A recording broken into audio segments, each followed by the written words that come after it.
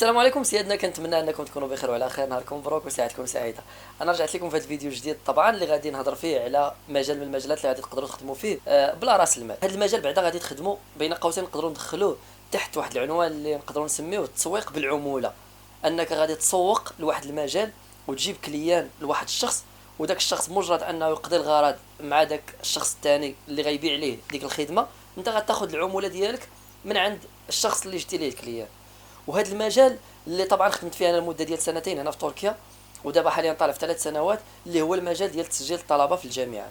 غتقول لي انت كيفاش نجيب الطلبه، وشكون هما اللي غادي يسجل لي الطلبه في الجامعات، وكيفاش وشحال العموله، وكيفاش غادي نقدر نضمن انني نشد فلوسي، وبزاف ديال الحوايج. انا كلشي غادي نشرحه لكم دابا نيت في هذا الفيديو. اول حاجه خاصك ديرها هي انك غادي تربط علاقه مع وكالات ديال تسجيل الطلبه في الجامعات. هاد الوكالات كاينين بزاف منهم في المغرب، وانت ما عليك غير انك توجه لاي وكاله، ماشي وكاله، توجه لاكثر من وكاله، واللي عطاك اكبر كوميسيون، اللي عطاك اكبر عموله، هو اللي غادي تخدم معاه. انا شخصيا عندي واحد الوكاله في المغرب، كنتعامل معاهم وكنعتبر نفسي انني تقريبا حنا انا وياهم واحد. الا بغيتوا تخدموا بالعموله انا نقدر انني نبارطاجي معكم. هاد الوكاله كاينه طبعا في اكادير، وطبعا تقدروا تخدموا معاهم بالعموله. هما راه تيرحبوا باي شخص، سواء طلبه سواء موظفين سواء شخص ما خدامش يعني بيطالي، سواء اي شخص كيف ما بغيت تكون بغيتي تخدم بالعموله راه غادي يخدموك معاهم. بحكم انك انت تجيب لهم التلاميذ اللي باغيين يقراو خارج المغرب. طبعا هما راه تيسجلوا الطلبه في مجموعه ديال الجامعات، منها قبرص، تركيا، كوريا، روسيا، امريكا. يعني انتم طبعا هم غادي يبارطاجيو معكم مجموعه ديال المعلومات. الا بغيتوا تخدموا معاهم نقدر انا نبارطاجي معكم هذه القضيه. غادي تلقاو الانستغرام ديالي لتحت في الديسكريبشن، تواصلوا معايا في الانستغرام، قول لي اخويا انا بغيت نخدم في مجال ديال التسويق بالعموله، في مجال تسجيل الطلبه في الجامعات. غنبارطاجي معاك الرقم ديال الوكاله، تواصل معاهم يصيفطوا لك اللوكاليزاسيون ديالهم، ديبلاصا عندهم ونسق معاهم. بالنسبه للقضيه ديال تسجيل الطلبه في الجامعات، كيفاش هذا المجال، وهذا المجال ما كيموتش لحقاش التلاميذ ديما كيجيو تلاميذ كينجحوا من الباك، من بعد البكالوريا كيبغيو انهم يمشيو يقراو خارج المغرب، وكيخصهم اللي يوجههم ولا اللي كيربطهم مع وكالات اللي تقدر انها تسهل لهم البروسيدور ولا تسهل لهم المسطره ديال التسجيل في الجامعه، وكيفاش انهم من بعد ما يديبلاصاو من المغرب لديك الدوله اللي باغيين يقراو فيها يلقاو اللي يعاونهم في الكرا، وباش انهم يحصلوا على الاقامه ديالهم، باش انهم يتانستالو في الجامعه وكاع هاد الحوايج. يعني راه الوكالات هما اللي كيقوموا بهذا الدور. وانت الدور ديالك بحكم انك انت ما عندكش القدره الماديه، ولا عندك شويه القدره الماديه غادي تحتاجها في واحد النقطه حنا غنجيو نهضروا فيها، وما عرفتيش شنو دير، غتقدر تخدم في هذا المجال. مجال مدير يعني كيدخل مبالغ محترمه ومزيانه. طبعا الا خدمتي فيه، وعنده فترات معينه ديالو اللي كتكون فيهم الخدمه، اللي هي من شهر 9 حتى الاخر ديال شهر 11، وعاوتاني تتكون من الاخر ديال شهر 1 حتى الاخر ديال شهر 3. هاد الوقيته تيكون فيها التسجيل ديال الطلبه بزاف على حساب الدوره الاولى والدوره الثانيه. المهم النقطه الاولى اللي قلت لكم هي انكم تربطوا علاقات مع الوكالات. تمشي توجه لهاد الوكاله، اي وكاله من الوكالات، تقول لهم انا بغيت نخدم معكم بحكم انني نجيب لكم تلاميذ يتسجلوا في جامعات خارج المغرب. طبعا انت غادي تسول هذيك الوكاله ولا هذيك لاجونس اشنو هما الانواع ديال الجامعات اللي كيسجلوا فيهم، وبشحال الاسعار ديال التخصصات دايره، وبشحال العموله تقدر تكون. كاع التفاصيل انت كتاخذهم من ديك لاجونس، كتحط دوك المعلومات عندك. وطبعا ديك لاجونس راه كتواصل معاهم، اما كيكون عندهم سيستيم كيفتحوا لك بحال شكل بروفايل في السيستيم ديالهم، تتولي انت تسجل الطلبه ديريكت عن طريقهم، ولا انك انت تولي تصيفط لهم معلومات عن طريق الواتساب ولا عن طريق تليجرام، وهما كيسجلوا الطلبه وكيمشيو مع التلاميذ ولا مع الطلبه في جميع الاجراءات. انت الدور ديالك هو تجيب الطلبه. ندوزو للمرحله الثانيه اللي هي انك كيفاش انك تقدر تجيب الطلبه عن طريق التسويق اونلاين، عن طريق المواقع التواصل الاجتماعي. طبعا راه فين ما مشيتي كتلقى التلاميذ، تلقاهم في الفيسبوك، تلقاهم في الانستغرام، تلقاهم في التيك توك، تقدر تلقاهم في التليجرام، تقدر تلقاهم في يوتيوب. يعني كاع وسائل التواصل الاجتماعي انت غادي تستعن بهم. الدور اللي عندك هو انك غادي تفتح باج فيسبوك، ونفس الباج غديرها في التليجرام وفي الانستغرام وفي تيك توك، وكتحاول تبدا تبارطاجي المعلومات بشكل يومي. تحاول انك تقاد لي بوستر بثمن رمزي. راه كاينين بزاف ديال الشباب يقدروا يقادوا لك بوستر بثمن رمزي، على اساس انت راك اجونس، تقدر انك ديك لاجونس اللي ربطتي معاهم علاقه تقول لهم واش ممكن نهضر بسميتكم وننشر اعلانات بسميتكم، يقدروا انهم يعطوك موافقه طبعا لحقاش انت غتجيب لهم التلاميذ يتسجلوا. وغادي تخدم على هذه القضيه الدعايه. راه تقدر انك تخلص $5 تخلصها في اعلانات، ضروري غادي يجيك تلميذ ولا جوج تلاميذ، وعلى داك التلميذ ولا جوج تلاميذ الا سجلتيهم راه تقدر توصل الكوميسيون ديالك حتى ل 5000 درهم. يعني بين قوسين هذا المبلغ اللي قلته في هذه الوقيته اللي كنهضر في هذا الفيديو. يقدر هذا الفيديو يشوفوه الناس مستقبلا، ولا تقدر الكوميسيون تكون اكثر من هذا الثمن، طبعا على حسب التخصص اللي غادي يقرا فيه داك التلميذ. يعني انت تقدر تخسرها 100 درهم، ولا جبتي غير تلميذ واحد وسجلتيه عن طريق ديك لاجونس راه تقدر توصل حتى 5000 درهم. كتبدا لي كوميسيون من 2000 درهم وانت طالع على كل تلميذ سجلتيه، وبالتالي يعني راه لا بذلتي مجهود غادي تاكل الثمار ديال هذا المجهود.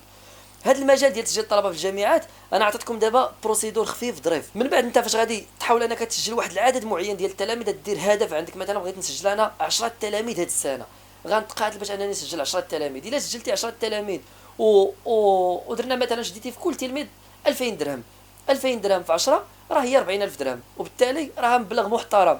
هذاك المبلغ المحترم يقدر يخول لك انك تفتح مكتب ديالك، تفتح اجونس ديالك ديال تسجيل الطلبه في الجامعات، وتتبقى خدام بنفس البروسيدور. وفاش كتطور راسك في المجال غادي تحاول ما تبقاش انت خدام مع لي جاجونس، غتولي حاول تخدم مع الجامعات مباشره، والجامعات تحاول انك ديبلاصا عندهم ولا تحاول تواصل معهم باش تربط معهم علاقات باش يوليو يعطيوك كوميسيون كبيره، وتيعطيوك حتى امتيازات اخرى. يقدروا يخليو لك منح، مثلا سجلتي واحد العدد كبير ديال التلاميذ في الجامعات تيخليو لك منح، ودوك المنح تقدر انت تبيعهم بمبالغ محترمه. كيفاش هاد المنح بين قوسين باش تفهم؟ مثلا الجامعات كتبيع المنحه، كتبيعها ديال الطب مثلا كتبيعها ب 60000 دولار، 60 مليون لمده 5 سنوات.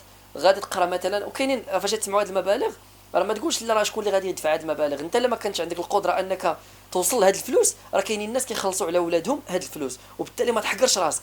البديه بدا، راه تقدر انك يعني قلت لكم لو وليتي كاجونس وليتي خدام، الجامعه تقدر تخلي لك مبالغ. مثلا المنحه دايره ب 60000 دولار تخليها لك انت ب 30000 دولار، 35000 دولار، وتبيعها انت ب 45000 دولار، ب 50000 دولار. هادو من بين الامتيازات اللي كيعطيوهم الجامعات. ولكن طبعا الجامعه كتكون متفقه معك على واحد العدد معين ديال التلاميذ خاصك تسجلوا عن طريقها. هاد الامتيازات كيستافدوا منهم لي جاجونس، يعني الوكالات ديال تسجيل الطلبه في الجامعات هي راه تقدر انها تعطيك العموله كاملها، ولكن على اساس هي باغا تسجل واحد العدد معين باش تستافد هي من المنح. يعني انت دابا انا بارطاجيت معك بعض اسرار الحرفه ديال هذا المجال، وهذا الشيء غادي تعرف انت اكثر الا استمريتي. واهم حاجه هي الاستمراريه.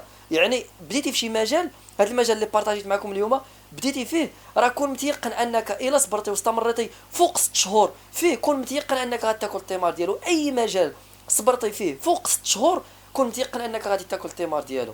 باش ما نطولش عليكم في الفيديو، انا عطيتكم رؤوس الاقلام، 3 نقاط ركزوا عليهم. النقطه الاولى تربط علاقه مع وكالات ديال تسجيل الطلبه في الجامعات. النقطه الثانيه هو التسويق، انت غادي تخدم كمسوق عن طريق السوشيال ميديا، وتقدر انك بالنسبه للتسويق ما تخدمش عن طريق السوشيال ميديا. الا عندك شويه الفلوس غادي تمشي تقاد واحد البوستر خاص بك وتطبع منه واحد العدد معين، وتمشي تدور قدام المدارس، قدام الثانويات، وقدام لي فاكولتي، قدام الجامعات، وتوزع دوك الاوراق. وانت كتكون في ديك الورقه كتكون انت حاط المعلومات الشخصيه ديالك فيها تسجيل. مثلا راه بزاف ديال لي بوستر، راه اي شخص يدير ديزاين تقول له بغيت بوستر على تسجيل الطلبه في الجامعات، غيصيفط لك نماذج يقول لك شوف شي نموذج من هاد النماذج ونقدر نخدم لك واحد بحاله. وانت كتكون حاط المعلومات الشخصيه ديالك، كتكون داير فيهم الباجات ديال فيسبوك، انستغرام، كما قلت لكم تيك توك، كاع المواقع ديال السوشيال ميديا اللي فيهم الناس بزاف. كتحاول انك تقاد لي بوستر بحال هكا وتوزعهم.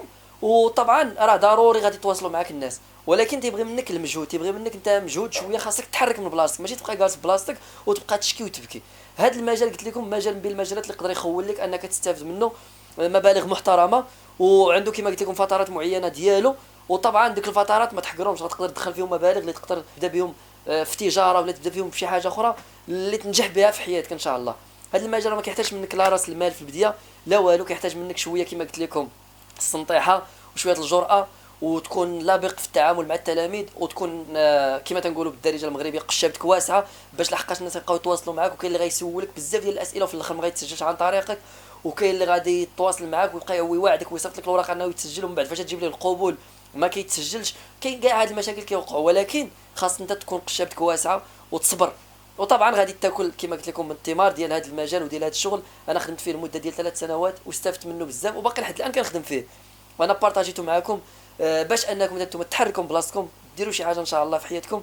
طبعا الا كنتي موظف راه هذا المجال ما غاديش ياخذ منك وقت بزاف، في وقت الفراغ ديالك تقدر دير اعلانات وتبقى، لانه فاش يتواصل معك التلميذ ولا الطالب ولا شخص تاخذ منه المعلومات، تقدر تاخذوا منهم اونلاين تصيفطهم حتى لاجونس، لاجونس غادي تسجلوا من بعد تصيفط لك القبول انت تصيفطوا ليه. ولا انت تتربط بينه وبين لاجونس وتتكون انت متفق مع لاجونس. يعني هاد الحوايج تديرهم يعني تيخصك غير انت كشخص باغي تخدم تحرك من بلاصتك، وان شاء الله ربي غادي يوفقك ويسر لك الامور. كنتمنى انني نكون بارطاجيت معكم معلومات تكون فاتكم. وبالنسبه لهذا المجال راه كما قلت لكم باقي خدام وما كيموتش، لحقاش كل عام كيجيو اجيال مع اجيال مع اجيال، كل عام تلاميذ جداد، كل عام ناس باغيين يقراو في جامعات، كل عام يعني مجال ما كيموتش. ولا وليتي فيه اكسبير راه غادي تمشي بعيد فيه.